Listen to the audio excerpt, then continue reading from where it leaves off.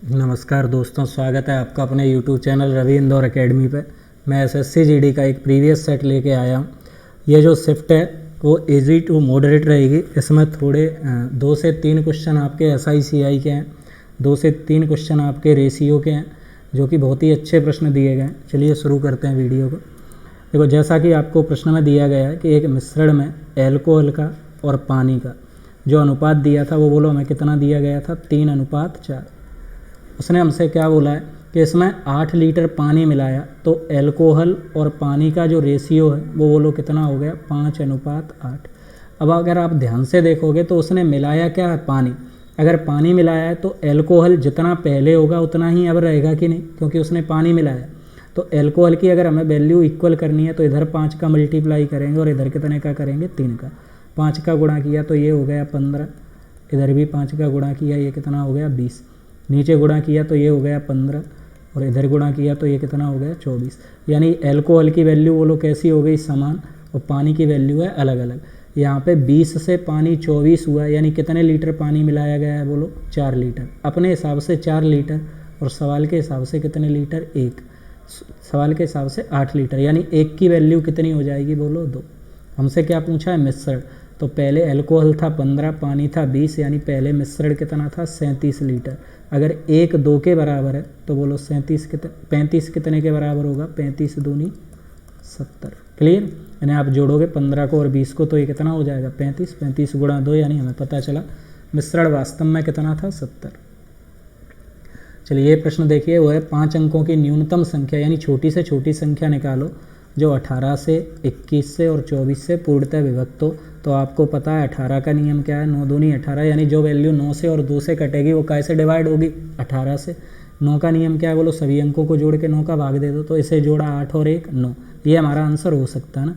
इसे जोड़ा तो 7, ये नहीं हो सकता। इसे जोड़ा 8 2 10 17, ये नहीं होगा। इसे जोड़ा तो ये भी नहीं, यानी हम बोल सकते हैं कि 10,080 हमारा क्या हो जाएगा आंसर। ये प्रश्न देखो, बहुत अच्छा प्रश्न है कि 5,000 रुपये हमारे पास, 8% की दर है और 2 साल का बोलो हमें क्या बताना है, चक्रवृद्धि ब्याज। तो हमने यहाँ से निकाला 5 8 40, ये 400 रुपये हमें मिला पहले साल का ब्याज। अगर आप 400 जोड़ दोगे तो ये साधारण ब्याज हो जाएगा, लेकिन हमें अंतर बताना। तो 400 का फिर से 8% निकाल दो, 8 चौको बोलो कितना हो जाएगा, 32। यही हमारा आंसर। ये देखो x/2y, इसकी वैल्यू हमें कितनी दी गई है यहाँ पे, 4/9, और 2/x बराबर में दिया है 3/4। हमें y की वैल्यू बतानी है, तो आपको पता है कि y की वैल्यू यहाँ पर हम इसे चेंज कर देंगे। ये हो जाएगा कितना, 9x बराबर 8y। क्लियर। यानी x की जगह पे हम बोलो कितना रख सकते हैं, 8y 9y। यहाँ पे रख दो आप 8y 9y। ये 9 बोलो कहाँ आ जाएगा, ऊपर। तो 9 2 जा 18 हो जाएगा। 3 से आप इसे काटोगे, बोलो कितनी बार कटेगा, ये 6 से 3 बार, है ना। 3 से ये कटेगा 6 बार, 4 से ये कटेगा 2 बार, और 2 से ये कितनी बार कटेगा, 3 बार। यानी y की वैल्यू हमें कितनी मिली, 3। ये हमारा आंसर है। चलिए ये प्रश्न देखिए, ये आपको करना। इस प्रश्न को देखो, 8 लोगों का जो एवरेज था वो 2.5 किलो बढ़ गया। 2.5 किलो यानी 20 किलो, औसत था 2.5 किलो, तो 8 का हमने गुणा किया, यानी योग कितना बढ़ गया, 20 किलो। पहले वजन था 50, 20 किलो बढ़ गया, यानी आप बता सकते हैं इसका वजन कितना था, 70। ये आपको करना है, 0 आंसर है इसका। ये देखिए ये संख्या हैं 2 3 5 और 7 के अनुपात में। बोला उनका HCF कितना दिया है हमें, 6। 2 3 5 और 7, इनका HCF हमें दिया है 6। तो उसने बोला है अधिकतम और न्यूनतम संख्या। अधिकतम कितनी है यहाँ पे, 2, तो इसमें 6 का गुणा कर दो, यानी ये संख्या हो गई 12। न्यूनतम है ना। अधिकतम कितनी है, 7, इधर 6 का गुणा कर दो, यानी ये कितनी हो गई, 42। हमें क्या बताना है, इनके वर्गों का योग। 12 का वर्ग कितना होगा, 144, और 42 का वर्ग कितना हो जाएगा, 64। 25 में से 8 जाएंगे तो कितने बचेंगे, 17। बस आपको ये जोड़ना था, तो 4 और 4 8, 6 4 10, यानी आप आंसर बता दोगे 1908। क्लियर। चलिए ये प्रश्न देखिए, जो P है वो Q का कितना है, 220%। अगर ये 100 है तो ये 220% है, यानी 220 है। तो उसने बोला है जो Q है वो P + Q का कितना है, यानी जो 100 है वो 220 और 100 320 का कितने % है। तो 0 से ये 0 कट जाएगी, 4 से ये कटेगा 8 बार, 4 से ये कटेगा 25 बार, 2 से ये कटेगा 4 बार, और 2 से ये कटेगा 5 बार। 125/4 यानी 4×3 = 12, 4 एकम 4, 31 पॉइंट में यही हमारा क्या हो जाएगा आंसर। एक फुटकर विक्रेता 16,500 रुपये थे, बोला 12% की छूट दी, यानी कितने पे बेचा होगा उसने 88% पे। उस पर भी उसे 18% का लाभ चाहिए, यानी 118/100। 2 जीरो से ये 2 जीरो कट जाएगा, 5 से इसे काटोगे तो ये 33 बार और 5 से ये कटेगा 20 बार। 4 से इसे काटा तो 22 बार, 4 से इसे काटोगे तो 5 बार। आप यहाँ से सवाल को कर सकते हो दो तरीके से, या तो आप इन सब का गुणा करके 5 का भाग दे दो तो ये आंसर मिल जाएगा। दूसरा आप क्या कर लो, वैल्यू 11 से भी कटनी चाहिए और वैल्यू 4 से भी कटनी चाहिए, क्योंकि यहाँ पे 2 यहाँ पे 2, यानी 11 × 4 हो रहा है, 11 और 4 दोनों से कटनी चाहिए। तो 11 से ये भी कट रही है और 11 से ये भी कट रही है, ये दोनों वैल्यू कट रही है, लेकिन 4 से केवल यही कटेगी, 4 × 9 = 36, यही आंसर हो जाएगा। बाकी का आप इन सब का गुणा करके काय का भाग दे सकते हैं 5 का। चलिए, बोला एक 243 मीटर लंबी ट्रेन, 243 मीटर लंबी ट्रेन एक सुरंग की हमने दूरी कितनी मान ली x। दूरी बराबर क्या होता है, चाल गुणा समय। समय 42 सेकंड, तो हम इसे मीटर पर सेकंड में बदलेंगे, 5/18। 6 से ये कटेगा 10 बार, 6 से ये कटेगा 3 बार, क्लियर। 3 से ये 42 कटेगा, 3 एकम 3 और 3 चौको 12, ये सेकंड है ना, सेकंड। इनका गुणा कर लो, 243 + x बराबर 14 × 70 यानी 700, x बराबर 700 - 243, तो ये हमारा आंसर आ जाएगा, बोलो कितना, 457, क्लियर। एक वृत्ताकार बगीचे की परिधि 506 मीटर है, तो वृत्ताकार बगीचे की परिधि यानी वृत्त की परिधि कितनी होगी, 2πr। 2πr की वैल्यू हमें कितनी दी है, 506, तो 2 × 22/7 × r बराबर 506। 11 से हमने काटा ये 2 बार, 11 से इसे काटा, 11 चौको 44, 11 छक्का 66, 2 से इसे काटोगे तो ये कटेगा 23 बार, यानी r की वैल्यू हो गई 23 सत्ते 161/2। हमें क्या बताना है, बोलो 14 रुपये प्रति वर्ग मीटर की दर से समतल करने की लागत रुपए में। तो हमें पता है इसका क्षेत्रफल निकालना पड़ेगा, तभी तो समतल होगा। πr² 22/7 इंटू में r की जगह 161/2 वर्ग है, तो हम इसे कितनी बार लिखेंगे, बोलो 2 बार। और कितने रुपए पर मीटर पे लग रहे हैं, 14, तो 14 का गुणा कर दिया, 7 दूनी 14, ये कट जाएगा, 2 से ये कटेगा कितनी बार, 11 बार। फिर से वही बात आ गई, 11 × 161 × 161। आप इनका गुणा भी कर सकते हैं और आप इसे थोड़ा लॉजिक भी कर सकते हैं कि भाई 11 का गुणा हो रहा है तो वैल्यू 11 से कटनी चाहिए। देखो 11 का नियम ये है, 8 और 1 9, 9 और 5 14, 2 और 1 3, 3 और 3 6, 14 में से 6 जाएंगे तो बोलो कितने बचेंगे, 8। यहाँ पे या तो ऐसी संख्या बचनी चाहिए जो 11 से कटे या फिर 0 आना चाहिए। इधर देखो 3 2 5, 8 5 13, यहाँ पे देखो 5 और 1 6, 6 और 1 7, 13 में से 7 घटाएंगे तो कितने बचेंगे, 6।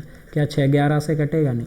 इधर देखो 5 2 7, 7 और 3 10, यहाँ पे देखो 8 और 1 9, 9 और 1 10, 10 में से 10 जाएंगे तो कितने बचेंगे, 0, यानी ये वैल्यू हमारी क्या हो जाएगी, आंसर। दूसरा तरीका क्या है, आप 11 × 161 × 161 कर लो, आंसर तब भी आ जाएगा, लेकिन एग्जाम में आपके पास इतना टाइम नहीं होगा कि आप इनका मल्टीप्लाई करें, क्लियर।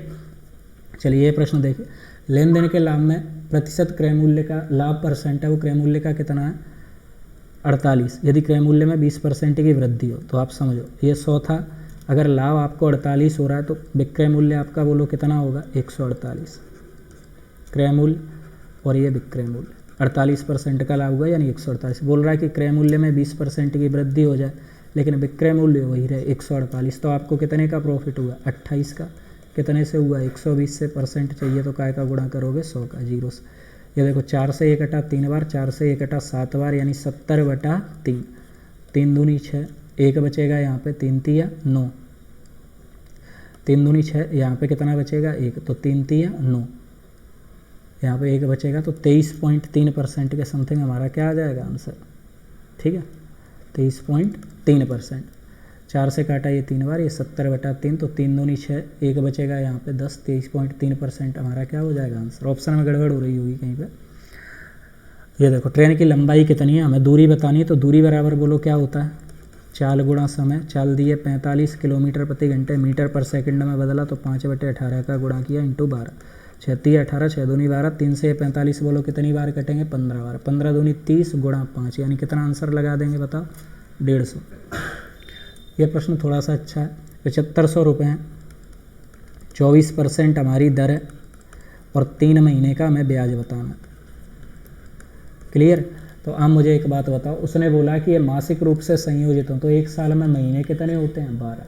अगर हमने दर में 12 का भाग दिया तो समय में कितने का गुणा करेंगे 12 का, यानी आप बोलोगे कि भैया जो दर है वो कितने % होगी 2%, समय होंगे 36 माह, 36 माह का मतलब कितने वर्ष हो गए 3 वर्ष, यानी 7500 रुपये का 2% की दर से 3 वर्ष का हमें क्या बताना है CI। 7500 रुपये 2% की दर 3 वर्ष का हमें क्या बताना है CI। तो 3 वर्ष का CI बोलो क्या होता है 3 3 और 1 होता है कि नहीं, ट्री मेथड से है ये। तो 7500 का आप 2% निकालोगे कितना बनेगा 150, 150 का गुणा 3 यानी 450, फिर 150 का आप कितना % निकालोगे 2, तो ये बोलो कितना बनेगा 3 3 3 9, 450 और प्लस 9, 9 का फिर आप निकालोगे 2% तो ये हो जाएगा, सॉरी 3 का 2% तो ये हो जाएगा 0.06, लेकिन इसका मतलब नहीं, लगभग मैं आंसर बताना तो 450 में 9 जोड़ोगे 459 और फिक्स बताना है तो 459.06 हमारा क्या हो जाएगा एग्जैक्ट है ना।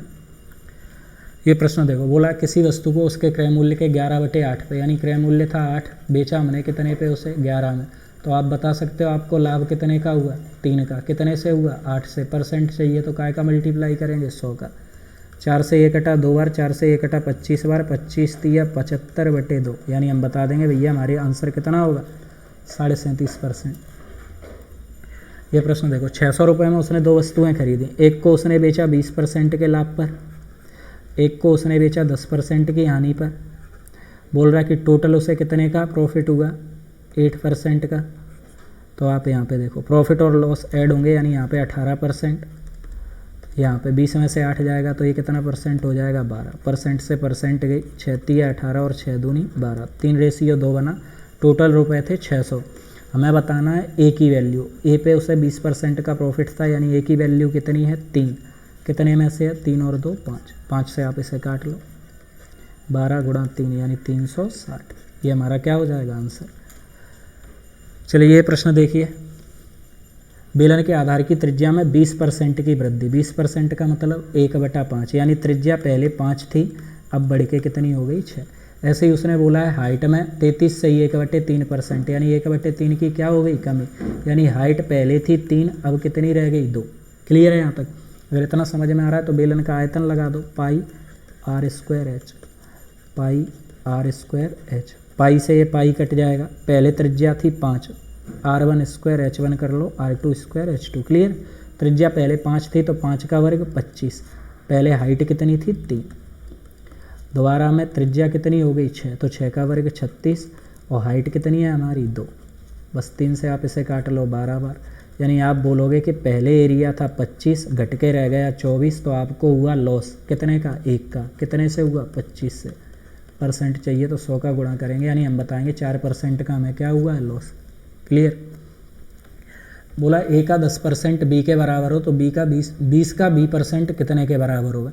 इसका आंसर होगा ए का 4%। आप लोगों को ये सवाल आंसर इसका निकाल के मुझे बताना आपका ये निकल के आ रहा है कि नहीं, ए का 4%। क्लियर है, आपको कमेंट में आंसर करना है इस प्रश्न का।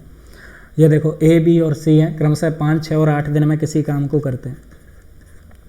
ए करता है 5 में, बी करता है 6 में और सी करता है 8 दिनों में। बोला 2950 रुपये, बी को कितने रुपए मिलेंगे। एलसीएम ले लो, इनका एलसीएम बोलो कितना बनेगा 80 120, 120 एलसीएम बन जाएगा। 5 से काटोगे तो ये कटेगा 24 बार, 6 से काटोगे 20 बार, 8 से काटोगे 15 बार।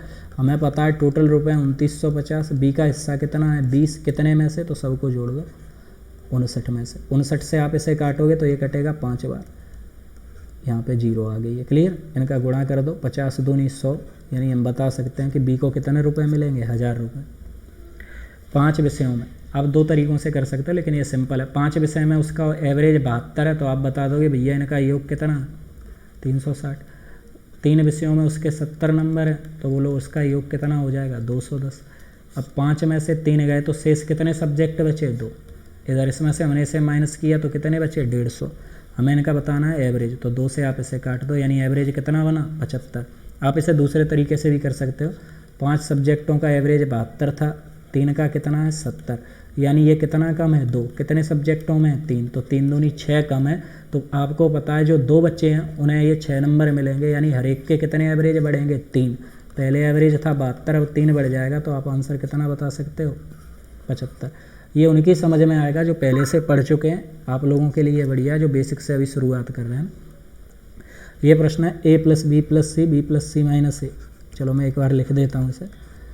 a + b - c बराबर वैल्यू दी है 4, b + c - a बराबर दिया है हमें 5 और c + a - b बराबर हमें दिया है 9। अगर आपसे वैल्यू पूछी जाए तो आप क्या करोगे, आप इन दोनों को जोड़ दो, पहले और दूसरे को। देखो मैं यहाँ पे एक को समझा देता हूँ, a + b - c + b + c - a। अगर इन दोनों को जोड़ा तो ये भी जुड़ेंगे, 5 और 4 9। यहाँ पे आप देखो क्या होगा, ये c है ये c है, कैंसिल, यहाँ पे a और a कैंसिल, यानी 2b बराबर हमें कितना मिला 9। तो मैं बोल सकता हूँ b की वैल्यू हो गई 9/2। आपकी समझ में आया होगा। अब ऐसे ही यहाँ पे b कॉमन थी तो 2b बराबर कितना मिला 9/2। इन दोनों को जोड़ दो, c कॉमन है तो 2c बराबर हमें बोलो कितनी वैल्यू मिल जाएगी, इन दोनों को जोड़ेंगे तो 9 और 5 14/2। ऐसे ही इन दोनों को अगर मैं जोड़ दूंगा तो इन दोनों में क्या चीज़ कॉमन है बोलो, a + b - c में जो प्लस की वैल्यू है वो a कॉमन है, तो 2a की वैल्यू हो जाएगी हमारी कितनी 13/2। आपको पता है रेशियो में सबके में 2 है तो ये कैंसिल हो जाएगी, यानी a की वैल्यू 13, b की वैल्यू 9 और c की वैल्यू 14। तो पहले में बोला है a - b, यानी 13 में से 9 जाएंगे तो बोलो कितना बचेगा 4।